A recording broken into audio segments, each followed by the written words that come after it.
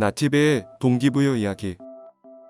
처칠의 우울증 극복법.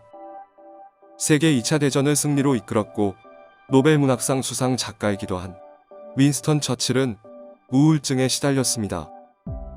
20세기의 최고의 정치가 중 한 명으로 꼽히는 데다 영국 최고의 인물로 등극되었으며 유머와 익살로 더욱 유명한 처칠도 자신의 마음에 불안감과 공포로 괴로워했습니다. 처칠은 자신의 우울증을 나의 검은 개라고 불렀습니다. 그는 우울증 증상이 나타날 때마다 그림을 그리며 검은 개가 사라져 가길 기다렸다고 합니다. 사람들은 우울증이나 조울증에 걸린 사람들이 정신력이 약하다고 생각합니다. 하지만 오히려 책임감이 강하고 정직하며 착실한 사람, 그리고 타인을 배려하는 사람들이 우울증이 되기 쉽다고 합니다. 실패가 괴로워 삶이 힘들고 고난의 끝이 없는 듯 보일 때가 있다. 다 잘 되는데 나만 이런가 싶기도 하다. 윈스턴 처칠의 말입니다. 결국 많은 사람들은 불안감 때문에 괴로워하며 하루를 살아갑니다. 그렇다면 이 불안감을 이기는 방법은 무엇일까요? 우울증 때문에 힘들었던 윈스턴 처칠이 지독한 메모광이었다는 걸 아시나요? 그렇습니다. 다이어리 작성이 우울증을 극복하는데 엄청난 도움이 된다는 것입니다. 실체가 없는 두려움이 사람을 더욱 공포로 몰아넣습니다.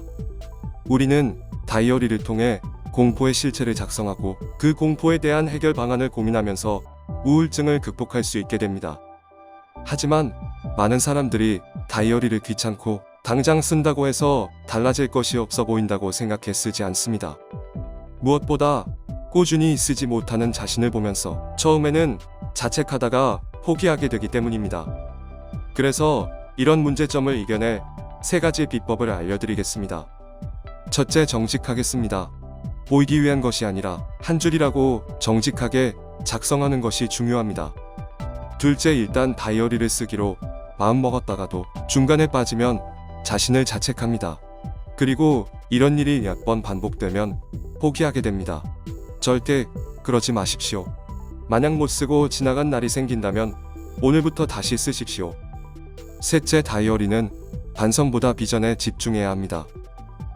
모든 인간은 즐거움을 추구하고 고통을 피하고자 합니다. 그런데 다이어리에 매일 불행한 일, 자신에 대한 질책 이런 것만 쓴다면 쓰고 싶지 않을 것입니다.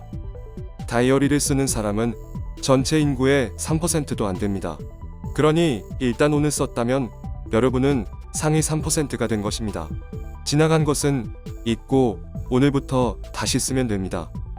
우선 해야 할 일이 10개인데 그 중에 하나를 해냈다면 오늘은 성공한 날입니다.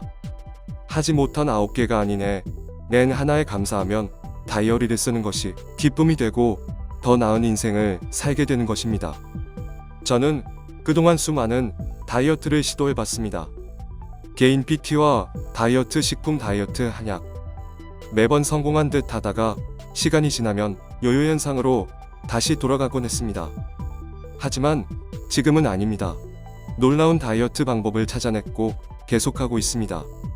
아직은 혼자서 임상실험 중이지만 이 방법이 성공한다면 많은 사람들에게 도움이 될 것이라 믿습니다. 인생이든 공부든 다이어트든 세상을 사는 것이든 원리는 같습니다. 이게 바로 다이어리의 힘입니다. 동료 여러분, 절대로 포기하지 마십시오. 지금은 자신이 보잘것없어 보이더라도 결국엔 당신도 누군가의 희망이 될 수 있습니다. 우리의 근성은 다릅니다. 오늘도 근성, 나티베의 동기부여 이야기는 클로바 더빙으로 제작한 AI 보이스입니다.